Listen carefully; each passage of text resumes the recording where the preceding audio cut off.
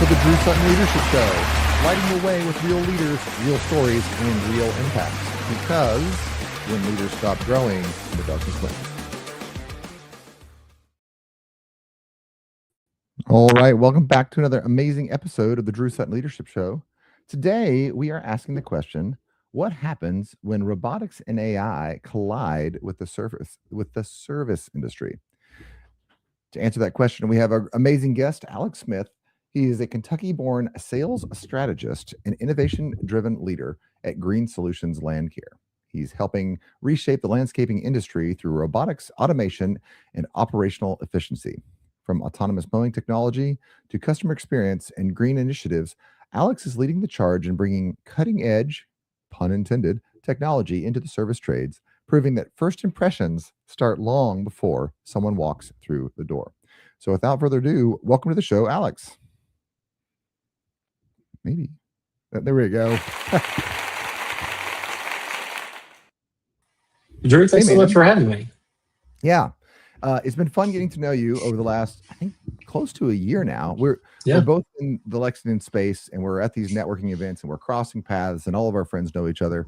And finally, I was like, hey, Alex, what do you do? And he said, I do robot lawn mowing. And I was just over the moon, because you all know my excitement for the small business community, and you all know my excitement for AI. I do both of those. Yeah.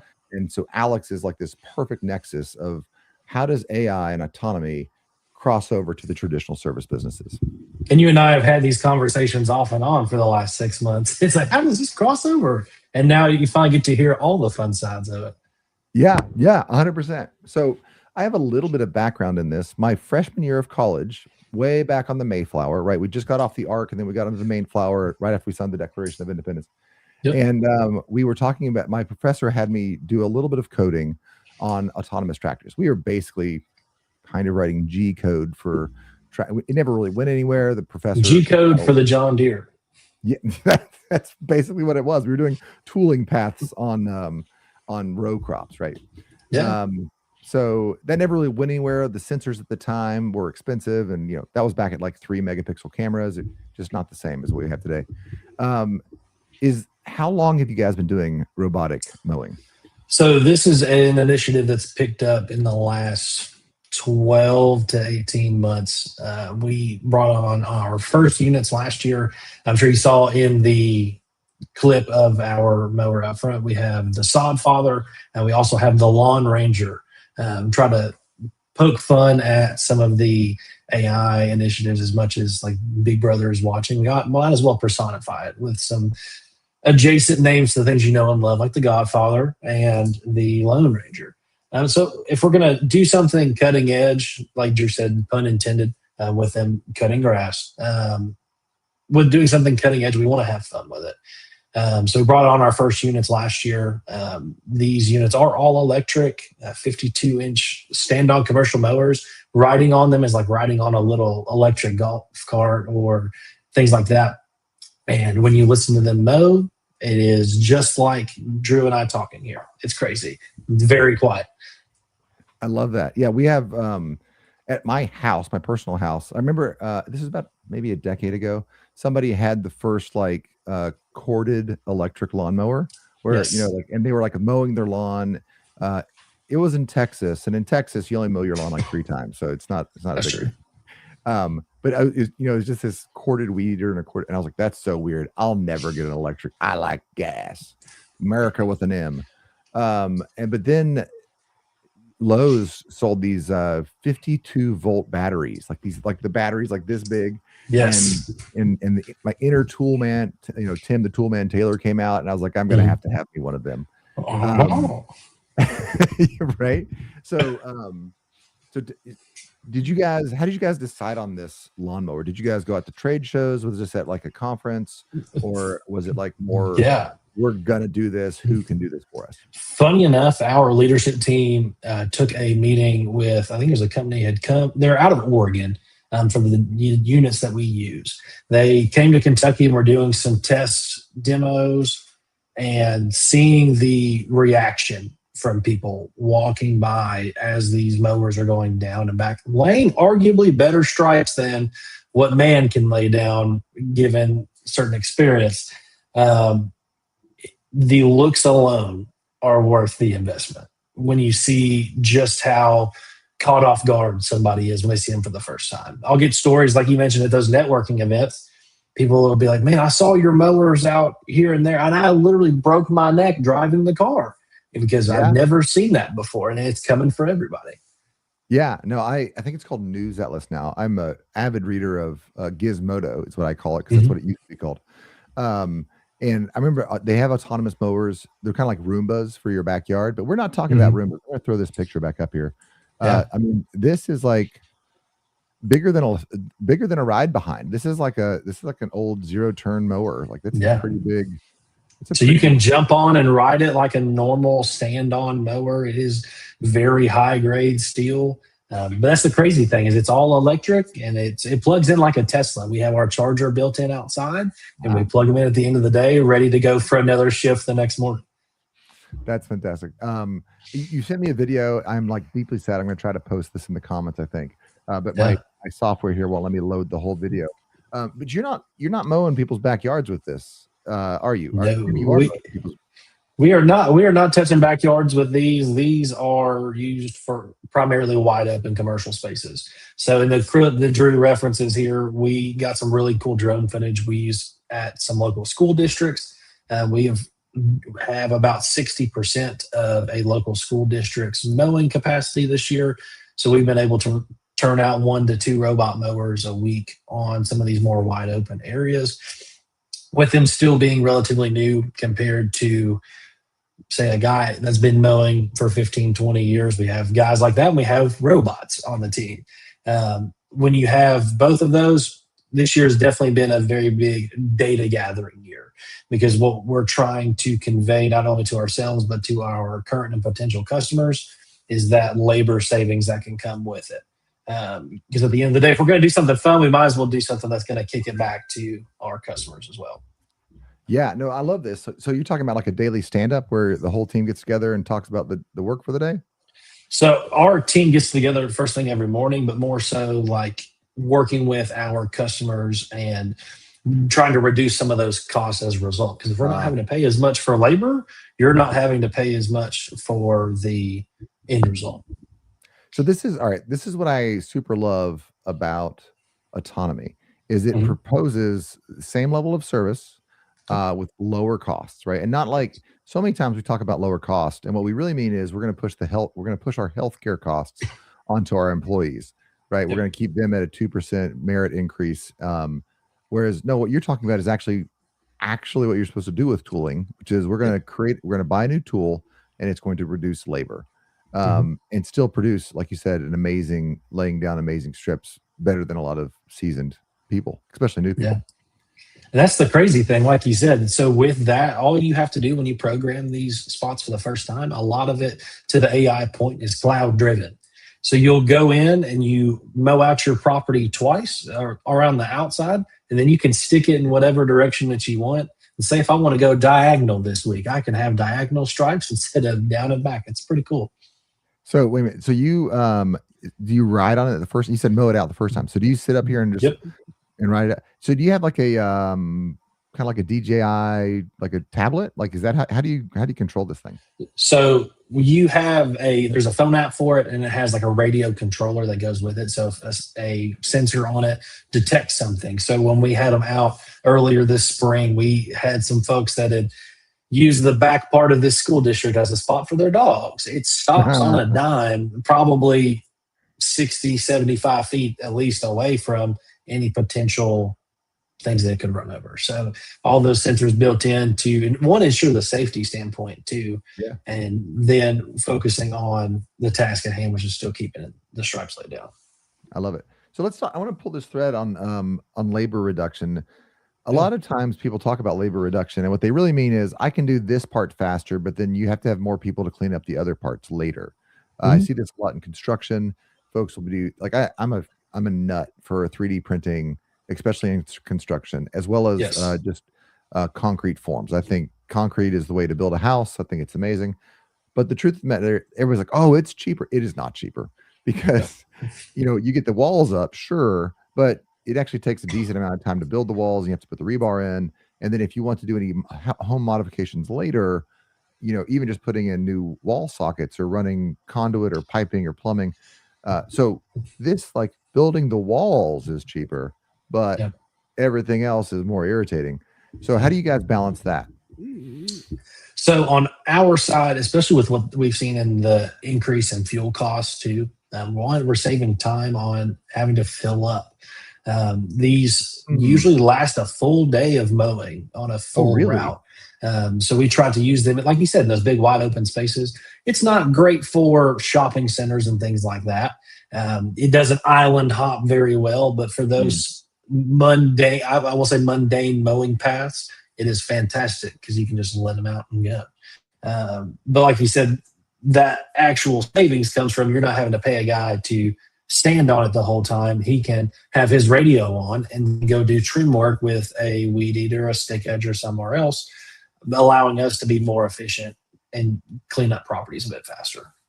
Yep. Nope. I love it. And I think you get a lot more scale, a lot more savings on those wide open spaces, which again is your commercial properties. It's your school fields. It's your, your big green spaces. Makes a lot more sense. Mm-hmm. I love it. Okay. How far, so you guys get together every morning. You guys are Lexington based. Were you born and bred in Lexington? Well, no, you personally, but also the company. So the company was founded in Lexington in 2014, but I'm from Central Kentucky and just up the road in Georgetown. Left, came back, went to Western Kentucky for college, came back home, like, what am I going to do? And then got down a rabbit hole of digital marketing and said, I got tired of selling the digital first impression. And I was like, I'm going to go pursue the physical first impression. They came across Green Solutions, and it has been a match made ever since. No, I love this. I've loved watching you because I've seen you sell to apartment complexes, and I've seen you sell to residential, and now, and I'm ecstatic that you're selling this to commercial, to the especially the school system. This is, kids should wake up or should come to school and then be inspired by the lawnmower that's outside. So it's funny that you say that. So as soon as we rolled out the autonomous mowers at that said school district too, we had kids from the school come up and interview our production manager. And he was like, oh my gosh, how does this work? Like, what are you guys using to mow our lawn? And it was a really cool experience because you see how we get excited about it on the internal side. But when you see, again, those same reactions from outside folks, especially from kids, when you see a kid's eyes light up, that's the best part. All right. So, all right. Now, what I love about you personally also is that you live and you embody this concept of first impressions. So digital marketing, first impressions, sales, first, fifth, sixth, seventh, eighth, and ninth impressions. Right. And then, but landscaping, I had this story from my dad. He, so I was working for my dad. He had his own clinic. And one day I didn't do the baseboards correctly. I didn't mop the baseboards in the exam room. Well, they weren't dirty, but my wife would not have approved of the baseboards, as it were. And he said, hey, listen, I realize you don't care, but our clients don't know if I'm a good veterinarian. All they can tell is, are the baseboards done? Is the exam table clean? And are all the little, little Q-tippy things, is it a clean space? Is it in order? Because if you walk into an exam table and the exam table's a mess and there's just, dust bunnies in the corner and there's just all my little tools are scattered across the table, you don't know, you're not a veterinarian. You don't know, but you just assume that I'm a bad vet. And I said, okay, whatever, Dad, right? Like 16-year-old, let's stop this conversation. What words do I need to say to end this conversation? And then I was taking a girl out a couple of years later, and I was it was just kind of a greasy spoon, Long John Silver's, and the baseboards were covered, just caked in grease. I looked down there and I said, and you remember it. And I did. And I was like, hey, they didn't clean these baseboards. We should just leave right now. We should just leave. And, but we were there and she wanted fish. So we got some fish and I spent the evening throwing up in the toilet. It was all because of those baseboards. I think to your point, we have a partner, I actually just met with him yesterday. We've partnered up with him last year on some of our other services, but for this year, bringing him on the landscape maintenance side. And he is very big on facility maintenance. And he said 3 things, and then this was senior living specific. So, the stakes are higher when you're reaching that point of a person's life. He said, there's 3 things. And I really think this could go any property, even your home too. Look outside at your landscaping? Does it look inviting? Does it look like it has been taken care of? Does it look like you're a good steward of the place that you either live or work at? The second being, as soon as you come in. So for senior living or office complexes, is your lobby very like inviting? Is it somewhere where it seems like people want to be? And third is your bathroom, funny enough. He said if one of those three things is messed up or doesn't look presentable, they're not going to engage with you or your company.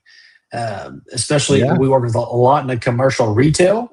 If somebody sees one of those three things is messed up, I'm not coming back. It's true. It's 100% true. Yeah.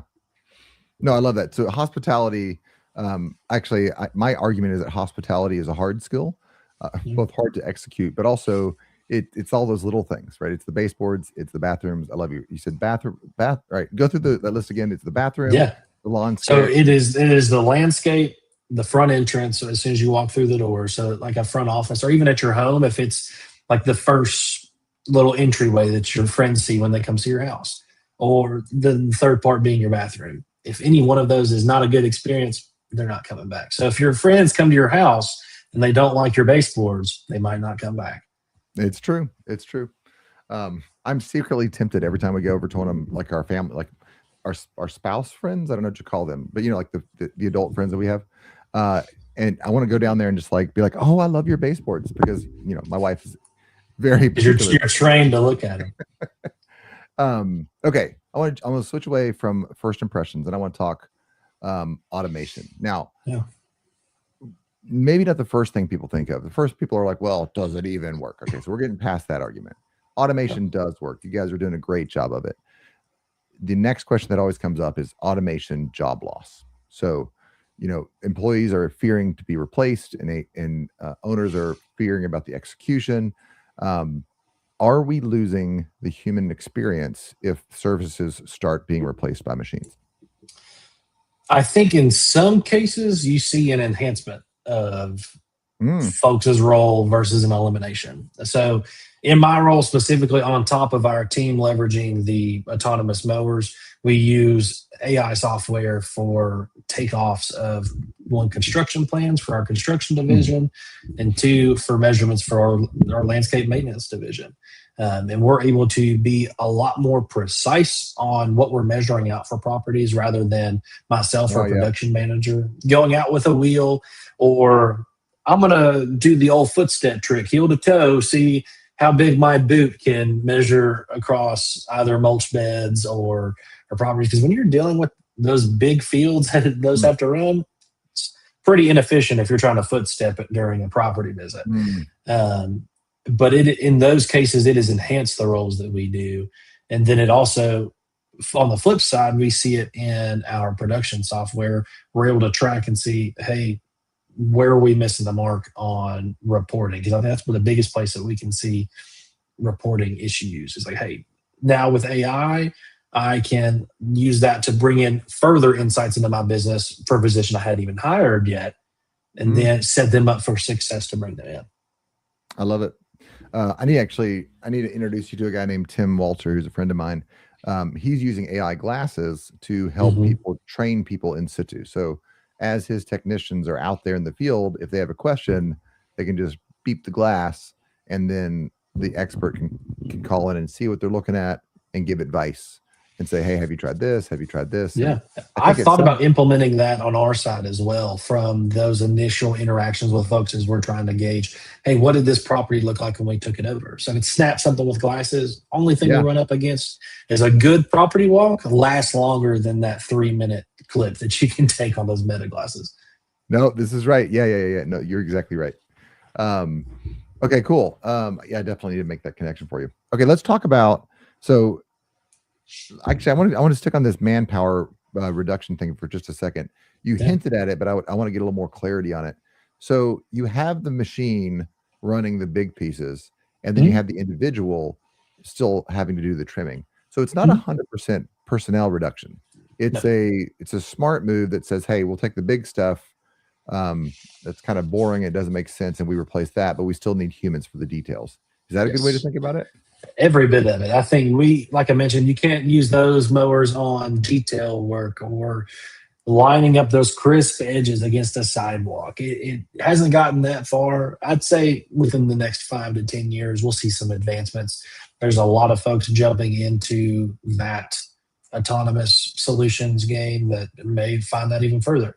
The company that we use for our mowers just got acquired by an even bigger autonomous Oh, I bet. solution company Yeah. back in March, and it's everybody has their eyes on how can we push folks along. And like you mentioned, when we're using these in those spaces to create like those more mundane mows or out and about, we're able to extend the amount that our guys are able to produce within that full work day rather than cut them off and make them lose hours. We're able to get them to do more and expand our workload as well. Yeah.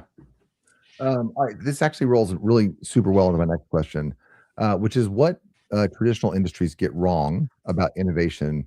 Because you kind of you referenced this and you said, well, it'll get there in about maybe 5 years, maybe a little sooner, who Yeah. knows, but about 5 years.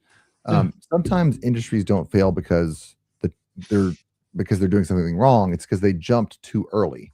Mhm. I think the old joke is they say the early bird gets the worm, but the second mouse gets the cheese. Yes. So how do you balance that early bird versus second mouse? I mean, you are clearly the first one in our area to be doing autonomous mowing, and I think you're Yeah. doing it right. Well, and Um, I'll be candid in saying too, we came on at the same time as a few other vendors. I think we are okay. the ones that are leading the charge and showing, hey, this is what it can do for you and your business. Not, oh, we just have this in the background. It's cool to see something. No, this is something that's actually making a difference. And like you said, with that, I think there's some misinformation around innovation. I feel like folks get it wrong when they're like, okay, we've always done it this way. That happens, I think, in a market setting. I have conversations with landscape business owners across the country at this point, just to further immerse myself in our industry, and two, just learn how other people see it outside of Central Kentucky, because I don't want to limit myself to our bubble. Um, Yeah, the biggest thing is I affectionately joke that Central Kentucky itself is a handshake market still. it You is. Yeah, can get by and do a lot of work because people respect a good handshake, and your name and your word is what a lot of folks still stick around. And I think when we challenge that, oh, we've always done it this way, because you can't battle always doing it this way with innovation when you're not having that open mindset to bring it on. yeah. No, I love that. I think it's what I love also about that is at the end of the day, technology still needs sales, and this is Yes. a hard one for me personally. I'm an engineer, and the our motto is if it's not broken, add more features. And sales guys, and we're always complaining. There's like this natural antipathy between the sales guy and the engineer. The sales guy sells it all, and the engineer's like, well, I got to fulfill it now. Now you got to build Um, it. yeah, yeah, yeah. But no, I think you have a good balance there. Okay, so now we're going to go a little more macro. Could pull out just a little bit here. Yeah. AI is kind of threatening to remove some skilled labor, right, Mhm. from the field. If you started bringing AI into HVAC, your hands are in there around electronics, and you have kind of somewhat delicate piece of equipment. When the AI gets there and we can start doing all the edge work in your business, are we losing skill sets as humanity? Is that good for us? Is it bad for us? Is it kind of in the middle? I think I've seen somewhat in the middle. And I think like you said, it goes back in. I think AI can help us with skill sets. Using this as a joke as somebody newer to the green industry, using AI to leverage how things are built or how what plants are working in this space, ones that may look like they're diseased, things like that. It has provided a wealth of information there, but I don't Mhm. think it is going to necessarily take it away in the green industry side of things. In the trades as a whole, I think back to my point earlier, I think it goes back into the enhancement of opportunities rather than the replacement of those roles. I agree. That's kind of where I sit on it. I tell I had a boss say to me years ago. He said he was giving me instructions on something, and I wasn't writing it down. I was like 22, 23, and he goes, "Stop, write it down." And he goes, "Listen, you got to use your pencil for remembering and your brain for thinking." But the Yes. idea there, that's in that idea, is we use the tool to get the work done. Well, we get, to get so that we have our brain free to Mhm. start thinking and to improve and to innovate and to do the math. Um, where do you see the green space going? And maybe the next 5 years, which is a good time bound. Yeah. Are we just going to automate a little bit more and just do better work for folks, or is this going to completely revolutionize the green space industry? I think because we saw the autonomous mowing movement has gone a bit further on. You'll see it on like golf courses and things like that, but the real push into commercial, I don't think really happened until about 12 to 24 months ago. And like you said, our market just got it last year. We joke all the time in the next 5 years, especially for municipalities, I would expect to see municipalities, cities, local governments take on buying a few of these units, map them into their applicable areas. We joke because we've been a lot of schoolwork over the past year. Drop them off at a school overnight because they're quiet. You're not going to disturb somebody keeping the peace at home, backing up to the neighborhood. And drop them off in those applicable areas. Let them go, pick them up when they're done. Have like a 1 or 2 third shift guys go pick it up. And especially with a movement to electric equipment on even the smaller stuff, the super trim work side of things, it could potentially see mowing turn into a nighttime routine like street sweeping. Like streets. What a great analogy. Because I've been to cities where they don't do the street sweeping as well, and you don't notice it until it's not done correctly. That is for sure. That is for sure. All right, I want to talk about the skill of this tradesman. I am a mechanical engineer by training, and I jokingly tell people that's just blacksmithing at this point. But we have CAD programs that do all the math for us. We have CAD programs or FEA programs that do all the analysis for us. I mean, to be sure, you need to know what you're doing, but what used to take a whole person to be a drafter. So a good engineer would have like an engineer and then like 2 drafters is about the ratio. You could do 3 drafters sometimes, but that's the way it was in the 1960s. Today, the engineer is the drafter. And arguably in a couple of years with AI, I don't know what it's going to look like, but the AI is going to be able to do a lot more. Yeah. Do tradespeople need to start picking up this new technology? Is this going to be a required skill of the future, or do you think that the future technology is going to be so intuitive that it's going to take less skill? I think, especially in terms of AI, if you are not on the train in some capacity, you are 10 steps behind. If you are not riding the wave, and I've heard a lot of folks in leadership in the green industry specifically mention just how much more efficiency is squeezed out with the ability to bring on those tools. Even if it's some things as typical as like, hey, help me walk through this process with my team. Say if I have SOPs or things that I want my team to configure, am I seeing something or is AI going to see something that I don't and can poke holes in my own theory? If we're looking at this way of consistently getting better, finding those ways to be 1% better every day. If I can use 1, my peers, and 2, systems and AI to leverage that, I think that speaks for itself.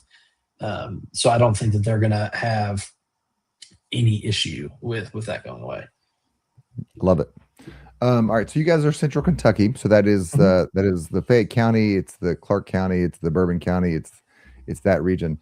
Does Green Solutions have any near-term visions of taking over the world, of expanding outward? You guys thinking about franchising? Yeah. Or are you happy where you're at and just trying to consolidate your understanding of the new technology?